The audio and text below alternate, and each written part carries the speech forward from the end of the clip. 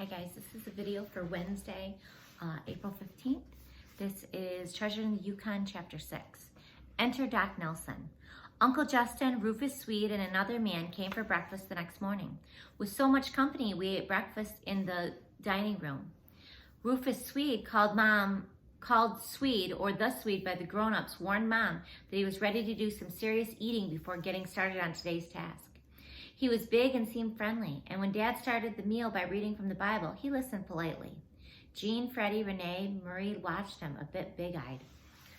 While breakfast was cooking, he told stories about blizzards and digging in and moose herds and wolf packs.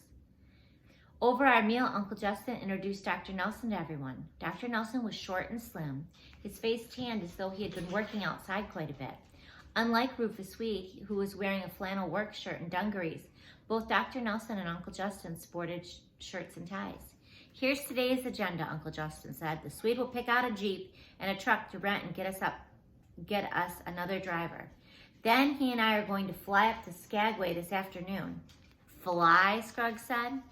Unruffled by the interruption, Uncle Justin grinned at Scruggs. Don't worry. My brother Bill told me how you feel about flying. You and Jack and Dr. Nelson as well as the other driver, would take the vehicles up to Whitehorse in Canada and wait for us. The Swede and I will take care of some of the legal aspects of the trip while we're in Skagway. 5 Americans and 1 Canadian up in Canada uncovering a small fortune in gold bearing minted coins from the United States. Well, we better get things cleared up ahead of time as much as possible, especially if we want to bring some of it back from over there. And we're still awaiting final confirmation of our plans from the Department of Northern Affairs. They have an office in Skagway. You mean the expedition hasn't even been okayed yet, Dad asked. Red tape moves slow, Rufus Swede said.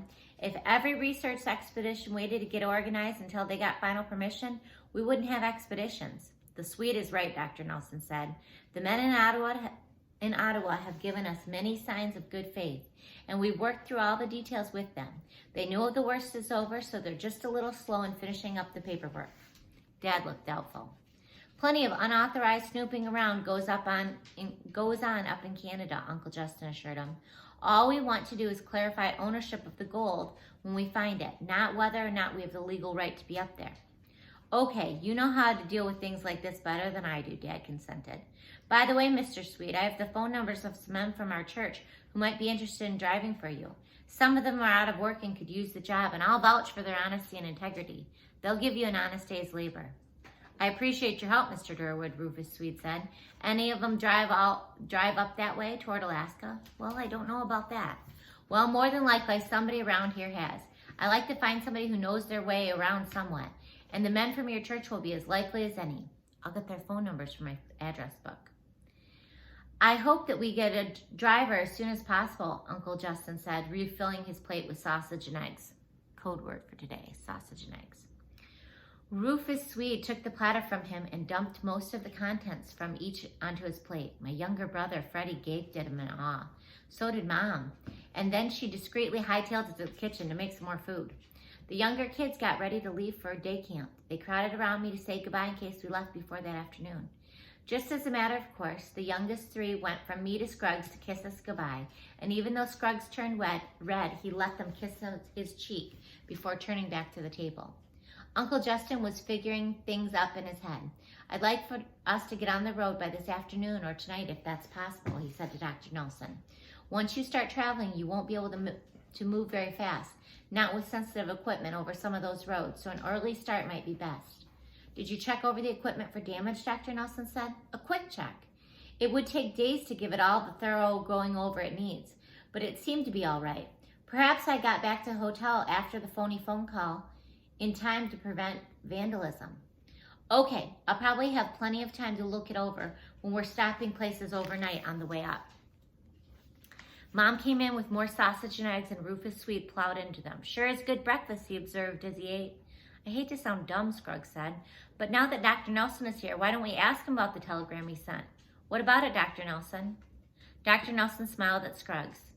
Justin and I talked about it last night, boys. Afraid to say I don't know anything about it. Jimmy, the other man whose name was on the signature, is my assistant.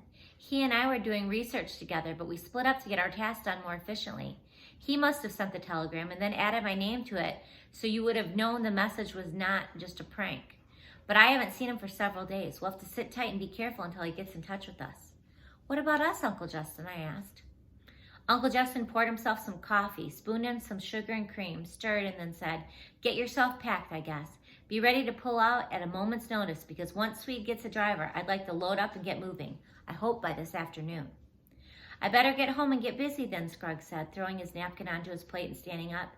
Then he looked at my mother. "That was real nice, Mrs. Durwood. Can I help with the dishes?" Only he turned bright red when he said it, and he knew Rufus Swede had glanced up at him in something like amazement.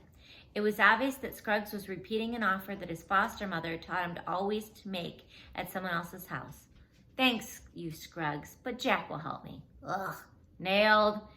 And by someone else's manners. Scruggs smiled and left. I grinned at him as he went and got up to start cleaning. After we finished breakfast, Rufus Swede got a list of names from Dad and went out to the door to find another driver for us while Uncle Justin called the airport to make reservations for a flight to Skagway. To my surprise, Dr. Nelson looked around for something to do, watched me for a minute, and then tied a dish towel around his waist to keep off the water, and then he lent a hand with cleaning up. Okay, talk to you later.